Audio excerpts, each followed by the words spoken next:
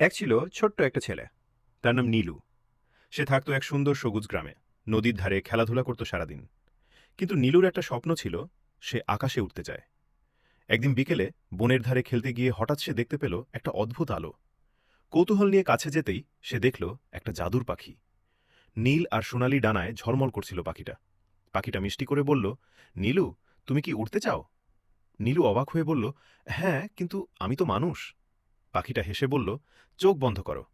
নীলু চোখ বন্ধ করতেই হালকা বাতাস তাকে ছুঁয়ে গেল, আর মুহূর্তের মধ্যেই সে উড়ে উঠল আকাশে। নিচে ছোট ছোট ঘর, সবুজ মাঠ, নদী, সবকিছু খেলনার মতো লাগছিল। নীলু আনন্দে ভরে উঠল।